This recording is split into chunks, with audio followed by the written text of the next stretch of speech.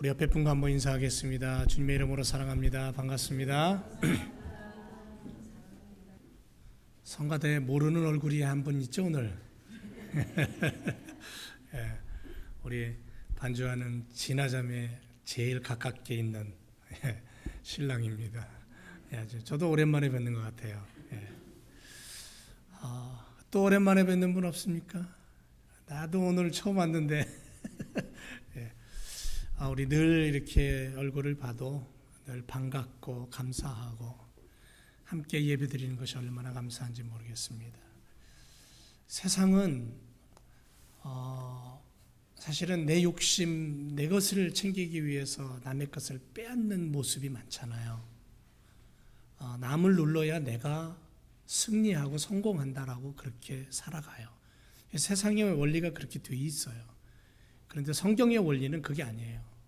가정이라든가 또는 교회라든가 우리의 친구라든가 이런 우리의 사회가 성경의 원리는 서로 붙잡고 격려하고 세워주는 거예요. 그래서 그 가운데 행복이 피어나고 사랑이 피어나서 천국이 만들어져 가는 것이 성경의 원리입니다. 성경의 원리를 우리가 알면 이 땅을 살아갈 때에 세상은 세상대로 가지만 우리는 우리의 모습대로 또 가는 거예요.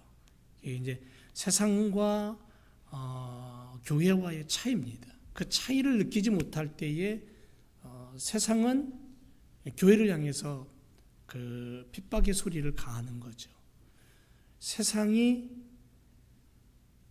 가는 그 길을 향해서 교회가 쫓아갔을 때에는 잘했다고 격려할지 모르지만 세상이 가는 그 길을 향해서 거부하고 성경의 길을 갈 때에는 세상은 교회를 향해서 손가락질을 합니다. 핍박을 하고요. 그러니까 우리가 성경의 원리를 올바로 알고 쫓아가는 그런 삶이 되어야 될 줄로 믿습니다. 중세 시대를 보면요, 수많은 핍박이 있었잖아요. 정말 감당할 수 없는 핍박이었습니다. 사자밥이 되고 사지가 찢겨나가고 불에 태워서 죽이고, 단지 한 가지 이유가 뭐냐면 예수 믿는다는 이유 때문에 그랬습니다. 그런데도 불구하고 예수 그리스도를 기꺼이 고백하고 죽었던 그러한 순교의 자리가 이 중세 시대였습니다. 이런 로마 그 핍박의 시대, 그런 시대를 우리가 바라보면서 신앙의 참 맛이 무엇인가를 우리는 오늘 발견할 필요가 있다라는 거죠. 지금은 그런 핍박이 거의 없는 시대에 우리가 살고 있지만, 그럼에도 불구하고 모슬렘 땅에 또 미전도 종족에 들어가서 복음을 전하는 그 땅에 내전으로 인해서 벌어지는 그 난민들의 모습 속에 보면 결국은 복음이 없어요. 십자가가 없고 고통당하고 아파하는 모습들을 보게 되는 거죠. 지금도 순교가 일어나고 있습니다. 21세기에도 신앙의 자유가 있는 미국 땅에도 가만히 들여다보면 신앙의 핍박이 있는 것을 우리는 발견하게 됩니다. 그렇기 때문에 성경의 사람으로 산다는 것이 때로는 힘들고 어려울지 모르지만 영원한 생명과 천국이 있다라는 확신을 가지고 예수 그리스도를 붙들고 사는 우리들의 믿음의 삶이 되어야 될 줄로 믿습니다. 아멘. 자, 가슴을 좀 피시고요. 오늘 동행의 축복 두 번째 시간입니다. 동행. 주님과 동행하는 인생이 되자 가슴을 넓게 열고 두 팔을 벌려서 우리가 주님과 이 땅을 살아가는 동행의 삶을 살자고 말씀드렸는데, 오늘은 두 번째 시간으로 내 인생의 길잡이를 붙잡고 살자라는 겁니다. 내 인생의 길잡이를 붙잡고 살자. 올바른 길잡이. 지난 한 주간 동행의 축복을 누리며 저와 여러분이 사신 줄 믿습니다. 이 동행의 이야기를 하면서 저는 처음 제일교회 성도님들과 만났던 시간을 기억을 합니다. 함께 말씀을 나누고 예배를 드리고 함께 신앙생활을 했던 그 시간들을 떠올리면서 아마 제가 그때 처음 여러분들과 대면하는 그 시간쯤에 시편 23편을 가지고 말씀을 나눴던 기억이 납니다. 저는 이 시편 23편을 참 좋아하고요. 그리스도인이라면 이 말씀을 싫어하는 사람은 거의 없을 거예요. 아마 거의 다 외우고 있을 말씀입니다. 다윗의 고백이죠. 이 고백을 이 시점에서 다시 한번 제가 끄집어내서 동행이라는 주제로 말씀을 나누기를 원합니다. 새로운 다짐과 비전의 시간이 되었으면 하는 바람으로 말입니다.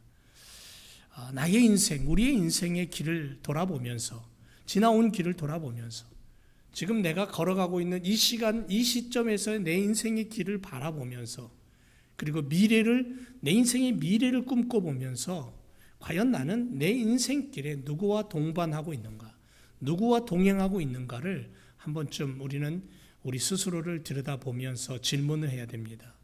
그리고 다윗처럼 그런 고백이 있어야 됩니다. 하나님의 백성으로, 하나님의 자녀로 그리스도의 십자가를 붙잡고 그리스도의 손을 붙잡고 그리스도와 함께하는 인생이 나의 인생이다라고 그렇게 고백하는 시간이 필요하다는 겁니다. 한 2주 전에 정말 오랜만에 아들하고 운전을 하면서 10시간을 운전하고 갔습니다. 노폭이라는 이스트 버지니아의 아들 학교가 있어서요. 뉴욕, 뉴저지, 필라델피아 옆을 거쳐서 델라웨어 주를 들어가서 이 델라웨어와 이스트 버지니아 사이에 바다를 연결한 다리를 건너가는데 참 입이 안 다물어지더라고요. 중간에 바다에 너무 기니까 중간에 2개의 인공섬을 만들어서 지하 터널로 차가 지나가게 하고 위에는 배가 지나가게 만들어 놓고 위에는 다리로, 나머지는 다리로. 그래서 체스피크 베이 브릿지라는 터널이라는 이름을 가진 그 다리를 건너갔는데요. 길이가 37km. 예, 바다와 바다 사이를 이쪽과 저쪽을 약 22마일이 넘습니다. 굉장하죠. 가도 끝도 없어요. 핸드폰에 구글 맵을 켜고는 학교를 찾아가고 아파트를 구하느라고 갔었는데요. 이 구글 맵이 참 요즘 잘 돼 있죠. 어디가 막혔는지 어느 길로 가야 조금 더 정확하게 가는지를 알려주는데 그럼에도 불구하고 이게 자꾸 착오를 일으킬 때가 있어요. 제가 뉴욕을 오갈 때면 내비게이션을 가끔 사용할 때가 있습니다. 플러싱을 들어가더라도 조금 헷갈릴 때가 있어서 내비게이션을 켜게 되는데 어느 날 막 뉴욕을 들어가면서 이제 내비게이션을 켰어요. GPS를 켰는데 걔가 가르쳐 주는 대로 무심코 들어갔는데도 불구하고 이게 95번은 놀스로 다시 올라가서 엑시트로 빠져가지고 다시 또 사우스로 내려가라 그래갖고는 그 바람에 빙빙빙 돌아가지고 한 10분에서 20분을 돌아서 돈은 2배로 내고 그렇게 해갖고는 결국 목적지까지 도착하게 됐는데 속에서 열불이 나는 거 있죠. 돈을 2배로 냈으니까 아는 길인데 혹시나 해서 GPS 켰다가 여러분들 그런 경험이 있을 거예요. 그래서 그런 재미난 말이 있습니다. 내비게이션에서 안내하는 그 여자의 목소리는 100% 믿지 마라. 와이프의 목소리는 100% 믿어도 된다. 그런 얘기가 우스갯소리 있는데 이런 시간을 통해서 이렇게 느끼는 건 뭐냐면요. 인생에 있어서 순간순간의 선택을 우리가 하게 되는데 그래서 그 순간의 선택을 가지고 내 평생의 인생의 길을 내가 찾아가는데 나의 인생의 2갈래 길 중에 어느 길을 선택할 것이냐, 어느 길을 갈 것이냐에 따라서 내 인생의 길에 결과가 엄청나게 달라지는데 나를 이끌어가는 내 인생의 길에 있어서 나는 어떤 목소리에 내가 더 무게를 두고 어떤 목소리를 내가 쫓아서 갈 것이냐, 과연 내 인생의 GPS는 무엇이냐라는 것에 고민을 하게 되었습니다. 그리고 그런 생각들을 자주 합니다. 내가 어느 곳을 선택하느냐에 따라서 천국과 지옥으로 갈려져 버릴 것이고 승리냐 실패냐가 나뉘어질 것이고 기쁨이냐 슬픔이냐 절망이냐 고통이냐가 딱 나누어지게 된다라는 겁니다. 그래서 우리는 우리의 인생에 있어서 갈림길이 나타나면, 선택의 기로에 선다면 분명히 우리는 잘 선택해야 돼요. 그 길을 잘 들어서야 된다는 거죠. 그런데 그 선택, 그 길을 내가 선택하고 찾아 들어갈 때에 과연 나는 어느 목소리에, 어떤 곳에 집중하고 어떤 부분에 있어서 선택하며 내 길을 가느냐는 거죠. 내 인생길을 걸어가느냐는 거예요. 어떤 학생은 시험지 앞에다 놓고 연필을 굴려서 답을 적습니다. 뭐 4개 중에 하나겠죠. 뭐. 사지선다형이니까 4개 중에 하나는 맞을 거예요. 열심히 굴려가지고는 찍었는데 결과는 2개밖에 안 맞았다고. 뭐 2개라도 맞았으니 다행이죠. 운전면허 시험 보러 갔는데 도통 모르겠는 거예요. 제가 처음 미국 와가지고 운전면허 시험 봤는데 영어로 돼 있으니 뭐 알아요. 처음 한국에서 와가지고. 그러니까 어떻게 합니까? 찍는 수밖에 없잖아요. 그림 보고. 그래서 떨어진 적이 있습니다. 뭐 여러분이나 저나 뭐 웃는 분들은 경험이 있는 거예요. 우리 인생도 마찬가지입니다. 분명히 내 인생에 있어서 내가 80을 산다, 90을 산다. 요즘 100세 세대라 그러니까 100년을 산다고 했을 때에 내 의지를 가지고, 내 주장을 가지고, 내 고집을 가지고, 그리고 내가 홀로 서서 내 인생길에 있어서 나는 분명히 A야, 아니야, 내 인생길에 있어서 나는 B로 가야 돼 라고 분명히 내가 내 의지를 가지고 내 꿈을 펼치기 위해서 선택해야 될 상황이 내 인생에 있어서 여러 번 다가옵니다.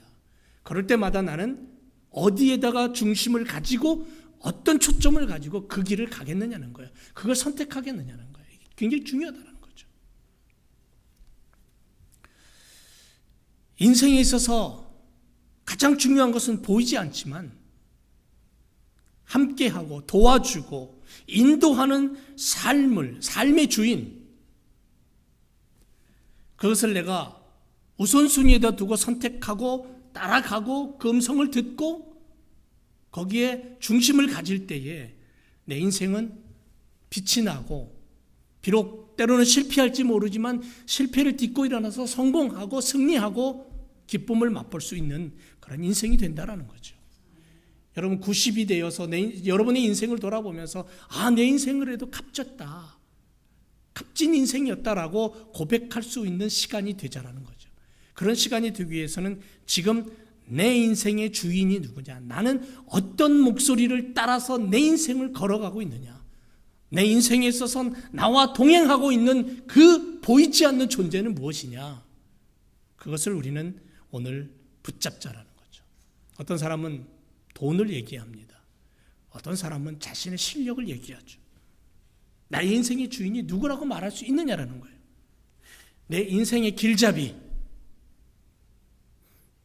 저와 여러분의 생의 주인, 그게 누구냐라는 거예요. 수도 없이 저는 이 부분에 있어서 여러분들에게 또 저 자신에게 강조하고 또 얘기하고 또 얘기합니다. 여러분 하루를 살아도 내 인생의 주인이 누구냐는 거예요. 나를 붙잡고 끌고 가고 있는 내 내면에서, 내 속에서 나를 부르고 있고 나와 대화하고 있는 그 존재가 무엇이냐는 거예요. 명예를 삶의 길잡이로 선택하고 사는 사람은 그 인생에 있어서 명예를 얻을지 모르겠습니다. 돈과 물질을 쫓아간다면 그는 부를 얻게 될 것입니다.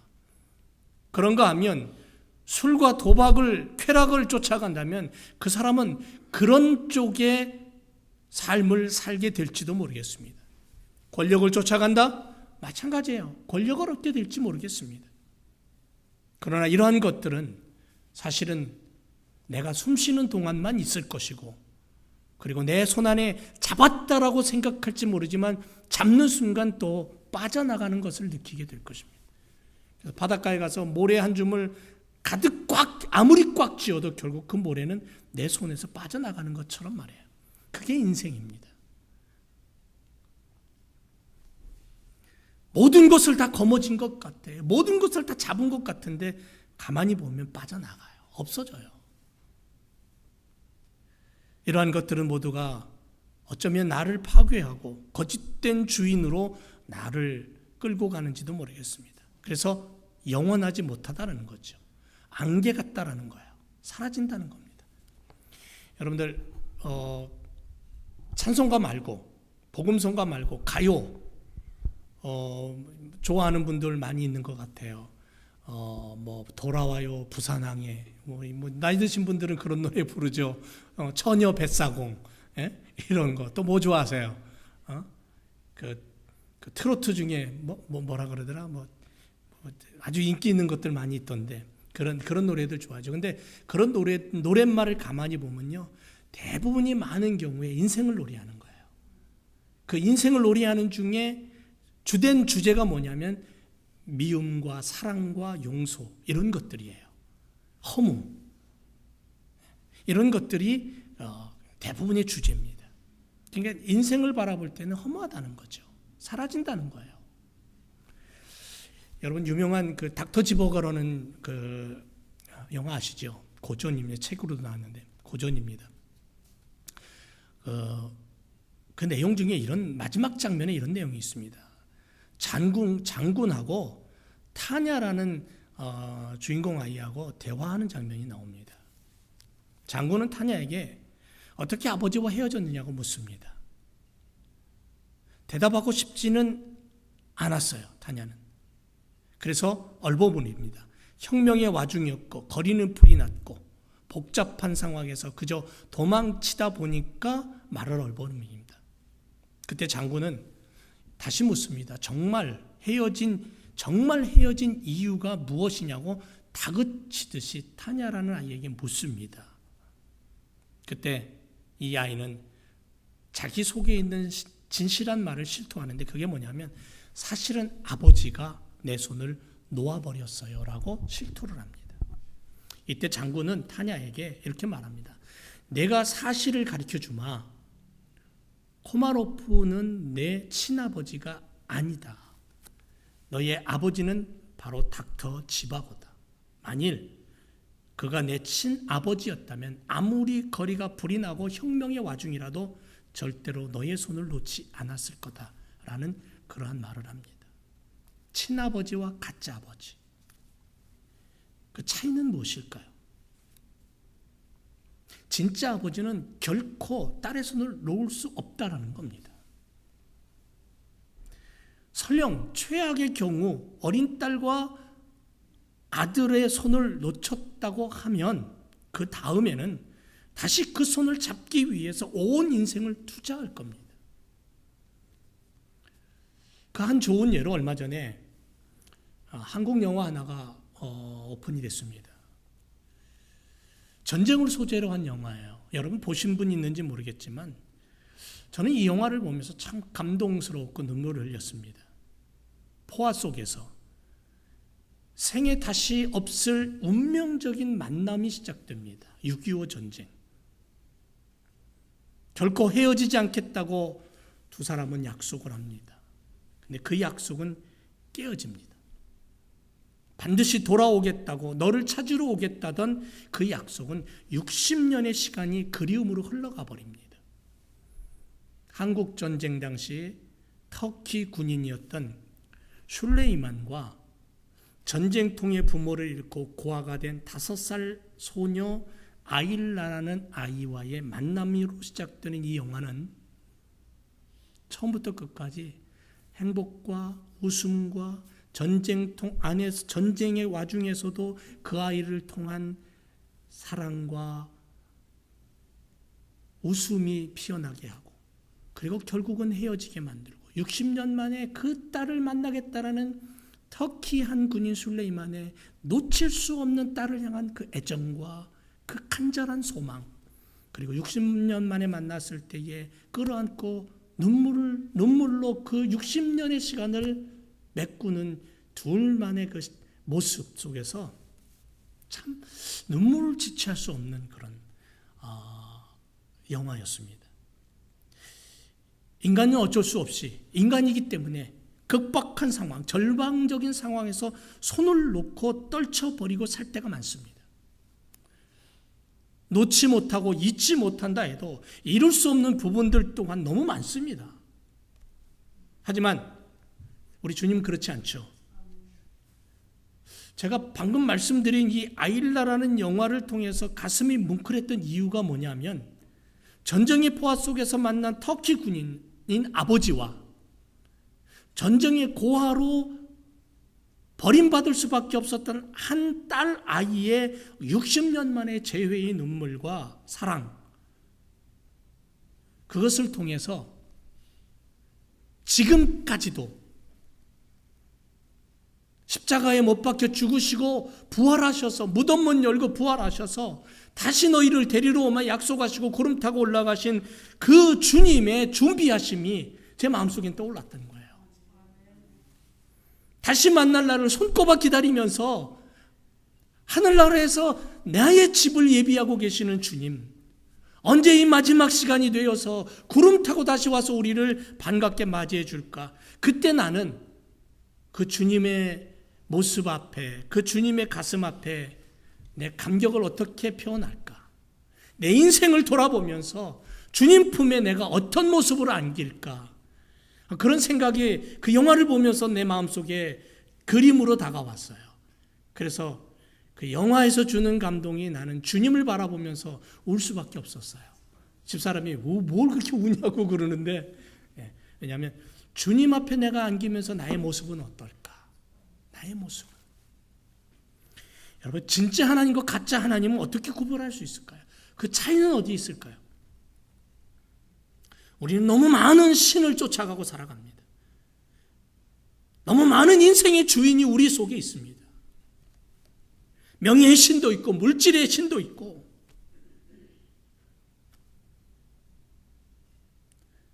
평생이라는 시간과 정성과 물질을 다 기울여서 쫓아갔지만 안개처럼 사라져버리고, 그러한 것들이 우상이 되어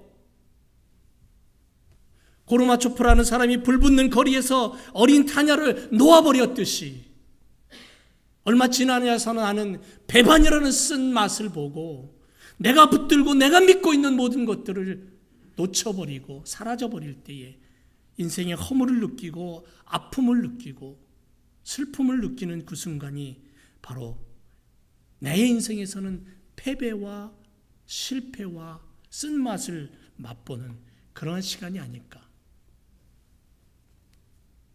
진정한 주인을 만나지 못하면 나의 인생은, 내가 살아가는 나의 시간은 결국 이렇게 허무하게 끝난다라는 거죠. 여러분, 아무리 길게 살아도 100년, 120년이면 나는 흙 속으로 들어가야 돼요. 지금은 따뜻하고 뜨겁고 가슴은 펑펑 뛸지 모르지만 배고프면 먹어야 되고 뭔가 쫓아가야 되고 뭔가 일을 해야 되고 살아 움직이기 때문에, 그러나 머지않아서 이 뜨겁게 움직이고 뛰는 내 심장은 멈춰서 내 살은 싸늘하게 얼음장처럼 식어버릴 것이고 움직이지 못하고 누군가 나를 향해서 욕을 하고 매질을 해도 나는 반응할 수 없는 그러한 시체가 되어버릴 것이기 때문에 그 시간이 머지않아 내 앞에 다가온다면 나는 그 마지막 숨을 쉬면서 뭐라고 고백할까요? 진정한 주인이 누구냐? 내 인생에 있어서 진정한 나를 사랑하고 나를 지키고 나와 함께하며 한순간도 나를 떠나지 않는 내 인생의 주인이 누구냐? 그렇게 묻는다면 변함없는 약속을 가지고 영원히 변치 않는 믿음을 가지고 나와 동행하며 나를 지키고 나를 끌고 가고 나와 함께하는 그 인생의 주인이 무엇이냐, 누구냐라고 묻는다면 우리 오늘 다윗과 같은 고백을 할 수 있어야 되지 않을까요? 다윗은 이렇게 고백합니다. 나의 인생의 주인은 목자 되신 여호와입니다. 그렇게 고백합니다. 수많은 고난과 환난의 역경 속에서도 쉴 새 없이 몰아치는 죽음의 그림자 앞에서도 다윗의 손을 놓지 않고 동행했던 그 여호와 하나님, 다윗은 그걸 알았던 거예요. 느꼈던 거예요.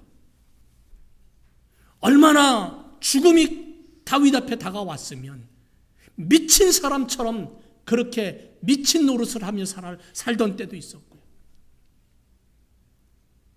장인인 사울이 자기를 죽이겠다고 쫓아왔을 때 동굴 속에 숨어서 목숨을 부지하며 숨을 죽이고 있었던 다윗, 그 순간에도 결국 그를 붙잡고 있었던 것은, 그리고 그의 걸음 속에 동행하셨던 그 존재는 바로 여호와 하나님이었다. 야훼 하나님이었다. 엘로힘의 하나님이었다라고 다윗은 고백하는 거예요. 여러분, 100번 1000번 들어도 다시 또 고백하고 또 점검해야 될 부분이 뭐냐면 이 부분이에요. 내 인생에 있어서 내가 지금 병들어서 누워있다 할지라도 내 인생의 주인은 여호와다. 자신 있게 그렇게 말할 수 있는 그러한 시간이 나에겐 필요하다라는 거죠. 여러분, 내가 지금 무엇을 의지하고 무엇에 초점을 맞추고 살아가고 있는가를 생각해야 돼요. 여호와 나의 하나님은 내 인생의 주인입니다. 나를 지키고 인도하며 건지시는 분입니다. 마태복음 12장 43절 이하에 보면 더러운 귀신이 들린 한 사람이 있었습니다. 근데 그 사람에게서 귀신이 쫓겨나갔어요. 그리고 이 귀신은 물 없는 곳으로 다니며 쉬기를 구했지만 자기의 쉴 곳이 없었습니다. 두루두루 다니다가 자기가 옛날에 살던 그 사람의 마음속을 다시 찾아와 봤습니다. 그랬더니 그 집이 깨끗하게 소지가 되어 있는데 그 집에 주인이 없는 거예요. 그 사람의 마음, 영혼의 주인이 없는 거예요. 깨끗하게 청소가 되어 있는데. 그래서 옳거니 잘됐다. 가서 자기 친구 7을 데리고 그 사람 속에 들어가 버렸습니다. 그랬더니 그 사람이 그전보다 더 악해졌다 그랬어요. 예수님이 이야기를 하면서 이 시대의 악함을 얘기하는 말씀인데, 그러면서도 예수님의 의도는 뭐냐면 너의 속에 무엇이 있느냐는 거예요. 너의 속에 너의 인생을 이끌고 가는 주인이 누구냐라는 거예요. 악함이 너의 인생의 주인이라면 너는 악한 자가 될 것이고, 더러움이 너의 인생의 주인이라면 너는 더러운 인생이 될 것이고, 쾌락에 너의 인생의 주인이 들어와 있다면 너의 인생은 쾌락으로 달려갈 것이야. 욕심으로 달려갈 것이야. 너의 속에 무엇이 들어있느냐는 거예요. 너의 인생을 이끌고 가는 주인공이 누구냐는 거예요. 너를 이끌고 가는 너의 인생의 GPS가 무엇냐는 거예요. 그러면서 주님은 너의 인생의 주인을 여호와로 삼으라는 거예요. 영원히 변함없고 그 약속을 변하지 않으시는 그분, 너무너무 사랑해서 하늘 보자 버리고 이 땅에 와서 대신 목숨을 버린 그분의 사랑, 그 사랑으로 너를 붙잡고 있는 그분이 바로 여호와라는 거예요. 그분을 의지하라는 거죠. 그분을 인생의 주인으로 삼으라는 거예요. 나의 삶의 길잡이는 누구냐? 여호와 하나님입니다. 한 분인 그분뿐입니다. 내 영혼의 지배는 주인은 누구냐면 여호와 하나님입니다. 주님이십니다. 그런 고백이 다윗의 고백이고 오늘 나의 고백이 되어야 된다는 겁니다. 여러분, 여기 다윗이 고백하는 여호와라는 말은 언약 관계에서 생각할 수 있는 거예요. 이스라엘 백성과의 약속입니다. 그래서 사무엘하 7장 14절에 보면 너희로 내 백성을 삼고 나는 너희 하나님이 되겠다 그랬어요. 나는 그 아비가 되고 그는 내 아들이 되겠다 그랬어요. 출애굽기 보면 수없이 얘기해요. 출애굽기 말씀을 보면 너는 내 자녀야, 나는 너의 아비야, 너는 내 백성이야, 나는 너의 하나님이야. 수없이 얘기합니다. 여러분, 출애굽한 이스라엘이 430년 동안 애굽 땅에서 노예 생활했잖아요. 모세가 등장하면서 하나님의 능력과 권능으로 출애굽을 합니다. 애굽을 탈출해서 홍해를 건너고 그리고 광야에 들어갑니다. 시내산에 도착합니다. 그것을 하나님은 모세를 부르십니다. 10개의 계명을 주십니다. 이 10개의 계명은 하나님을 사랑하는 것과 부모, 형제, 자매, 이웃을 사랑하는 것으로 크게 두 개로 나눠져요. 그래서 두 돌판을 주시잖아요. 그런데 이 계명이 허락되는 그 순간에도 이스라엘 백성들은 여전히 죄를 범하고 있었어요. 금송아지를 만들고 우상을 섬기고 거기에 제사를 드리고 끊임없는 욕망과 인간은 싸우고 있다는 거예요. 그럼에도 불구하고 10개의 계명, 10계명을 주신 하나님의 의도는 뭐냐면 내가 너희와 동행하겠다는 약속이에요. 내가 너희의 인생 속에 함께하겠다는 약속이에요. 그래서 오직하면 하나님은 두 평 남짓밖에 되지 않은 조그마한 성막을 짓게 하시고 그 성막 안에 하나님 끼어 오셨어요. 끼어 들어오셨어요. 200만이 넘는 그 엄청난 머릿수, 그 사람들 속에 하나님은 조그마한 방을 만드시고 그 안에 당신이 끼어 앉으셨어요. 왜? 함께하기 위해서, 동행하기 위해서, 이스라엘 백성과 동행하기 위해서. 출애굽에 보면 하나님의 동행이 그렇게 나와요. 여러분, 마태복음은 시작부터 끝까지 동행입니다. 예수 그리스도를 처음에 얘기하는 마태는 임마누엘을 얘기해요. 임마누엘은 우리말로 얘기하면 동행이에요. 함께 하겠다. 그리고 마태복음 28장에 끝내면서 마지막 지상명령, 예수님의 말씀의 명령을 얘기하면서 마태는 뭘 얘기하냐면 임마누엘을 얘기해요. 동행을 얘기해요. 그러니까 우리 주님, 예수님은 우리 인생에 있어서 처음과 끝, 그 모든 진행 과정, 시작과 나중, 알파와 오메가 모든 과정 속에 주님은 나와 함께 하겠다, 우리와 함께 하겠다, 동행하시겠다라고 약속하신 분이에요. 하나님의 약속은 변함이 없습니다. 하나님은 약속하신 건 반드시 이루십니다. 왜? 하나님은 실현하는 분이 아니기 때문에. 하나님은 인간처럼 거짓을 얘기하고 당신의 마음에 들 때만 일하는 그런 분이 아니기 때문에. 그렇다면 여호와라는 그분을 향하여서 우리가 고백할 때에 다윗이 입을 열 때마다 여호와 나의 산성이시요 나의 구원이시요 나의 반석이고 나의 요새고 나의 피할 바위이시고 그분은 나의 인생의 주인입니다라고 그렇게 고백한 것처럼 오늘 우리의 인생 속에 내가 고백해야 될 그분은 바로 여호와, 그 하나님밖에 없다라는 거죠. 그분에게 내 인생을 맡기고 내 인생을 의논할 수 있는 분. 그래서 그분을 붙잡는 거예요. 그분과 동행할 때 우리 인생은 정말 복 있는 인생이 되는 거예요. 다윗은 또 하나 뭘 얘기하냐면 목자라는 단어를 씁니다. 목자는 양과 목자의 관계를 얘기하는 거예요. 다윗은 목자이신 하나님께서 양인 자신을 생명을 다하기까지 돌보고 지킨다라는 것을 느낀 거예요. 목자라는, 이스라엘 가보면 이 양을 치는 목자들을 흔히 볼 수 있습니다. 이 목자는 양의 생활의 전반에 걸쳐서 관장을 합니다. 아침에 눈을 뜨면서부터 저녁에 우리 속에 집어넣어서 잠잘 때까지, 그리고 양들이 잠들어 있는 그 시간에도 목자는 그 양을 지키는 거예요. 그래서 목자의 잠자리는 어디냐면 양의 문입니다. 울타리를 치는데요, 양이 밤에 들어가서 낮에는 풀을 뜯기 위해서 물가로 인도해 가고 저녁이면 울타리가 쳐져 있는 곳으로 인도해서 울타리 안에 집어넣습니다. 그런데 그 울타리는 문이 없어요. 왜 없냐 하면 목자가 그 저녁에 그 문에 누워서 자기 때문에 목자가 문이에요. 그래서 밤에 잠을 안 자고 조금 못된 양이 바깥에 나가서 뛰어놀겠다고, 지가 무슨 모험을 하겠다고 그 문으로 뛰쳐나가면 목자를 밟고 지나가게 되어 있기 때문에 대번에 깨서 그 양을 다시 안전한 곳으로 넣는 거예요. 왜냐하면 양이 거처하던, 양을 키우는 그 팔레스틴 지역은 저녁이면 기온이 뚝 떨어져요. 그런데다가 먹을 것들이 그렇게 흔한 곳이 아니기 때문에 늑대와 이리 같은 아주 맹수들이 활개를 칩니다. 저녁이 되면 어두워지기 시작하면.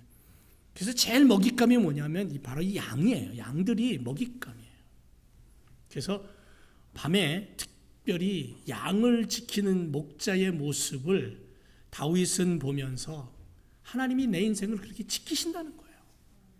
그래서 목자라는 단어를 쓰고 있는 거예요. 요한복음 10장에 가보면 나는 선한 목자다. 선한 목자는 양들을 위하여 목숨을 버린다 그랬어요. 나는 선한 목자야. 내가 내 양을 알고 양도 나를 아는 것 같이 아버지께서 나를 아시고 내가 아버지를 아는 것 같으니 나는 양을 위하여 목숨을 버린다. 그렇게 얘기하셔요.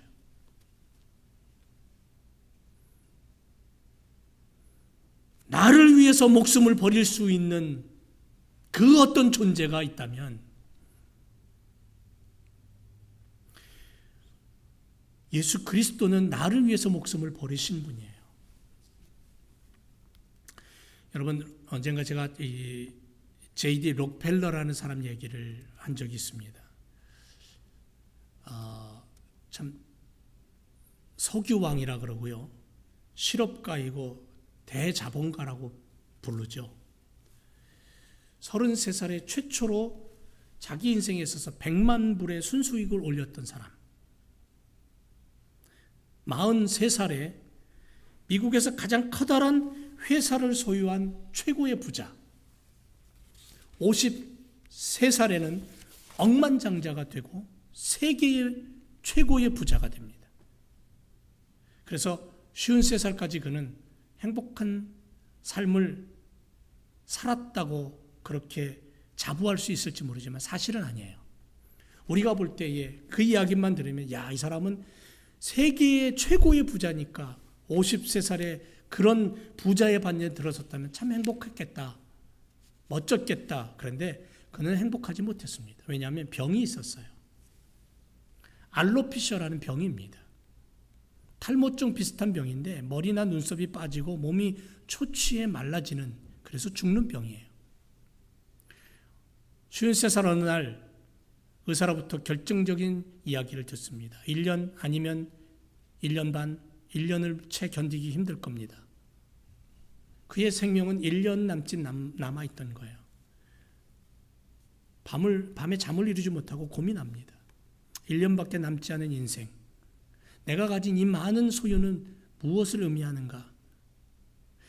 그 당시 너무 사업이 잘 돼서 하루에 100만 불을 버는 정도 있대요. 그 정도로.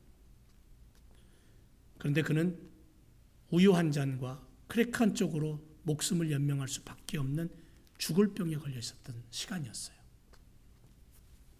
먹지도 못하고 자지도 못하고 괴로움 속에서 숨쉬고 밤이면 고통 속에 뜬 눈으로 밤을 지새했던 바로 그 시간.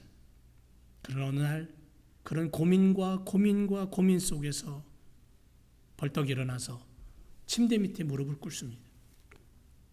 도대체 내가 소유한 이 많은 재산이 무엇을 의미하는가 질문을 던집니다. 그런데 그 순간 그의 마음속에 어떤 단어가 떠올라요. 그리고는 그는 외칩니다. 돈은 아무것도 아니다. Money is not everything. 돈은 아무것도 아니다. 돈은 가치 없는 것이다. 사라진다. 돈은 잠시 세상을 사는 것에 필요할 뿐이다. 윤택함과 편안함을 줄 수 있지만 그것이 전부가 아니다. 그리고 그는 이렇게 외칩니다. God is everything. 하나님만이 모든 것이 되신다. 하나님만이 나를 아시고 나를 인도하신다. 마음속에 그런 고백이 올라오면서 그렇게 소리를 치고 그 밤에 밤새도록 눈물을 흘리고 하나님을 찾습니다. 어려서 교회를 다녔어요. 부모의 손을 잡고 교회를 출석했어요. 그리고 그는 이름만 가진 그리스도인으로 썬데이 크리스찬으로 살았던 인생이었어요. 돈 벌기가 너무 바빠서. 그러다가 그는 죽음의 앞에 주님을 붙잡습니다. 예수님을 만납니다. 그리고 그 밤에 회심합니다. 예수님과 함께 인생을 다시 살겠다고 고백합니다. 나중에 그는 뉴욕에다가 유명한 교회를 하나 짓죠. 리버사이드 베티스트 처치를 짓습니다. 굉장히 웅장한 교회죠. 록펠러 재단을 만들고 가난한 자들, 병든 자들 병원을 짓고 연구소를 만들고 그는 주님을 만나서 새로운 인생으로 시작한 이후에 55세쯤 죽었을까요? 53세에 의사로부터 사형 선고를 받은 1년 뒤 54세 아니 55세에 죽었을까요? 아니요. 그는 98세까지 살았습니다. 다윗이 고백한 여호와를 붙잡고 인생의 주인으로 그분을 의지하며 사는 그의 시간은 멋진 인생을 살았다는 거죠. 사무엘상 7장에 보면 기랏 여아림 사람들이 와서 여호와의 궤를 옮겨 아비나답의 집에 뒀다 그랬어요. 하나님의 궤를 가지고 전쟁에 나갔다가 블레셋 사람들에게 패하고 하나님의 법궤를 뺏겨버립니다. 근데 블레셋 사람들이 하나님의 법궤를 가지고 자기들의 신인 다곤 신당에다 넣어놨는데 이상한 일이 벌어지는 거예요. 다곤 신당이 목이 부러지고 팔이 부러지고 난리가 난 거예요. 야, 이거는 이 히브리 민족들이 섬기는 여호와의 신이 우리 신보다 강하구나. 이거 여기다 뒀다가는 안 되겠다. 그래서 마차에다가 실어가지고는 이스라엘 땅으로 돌려보냅니다.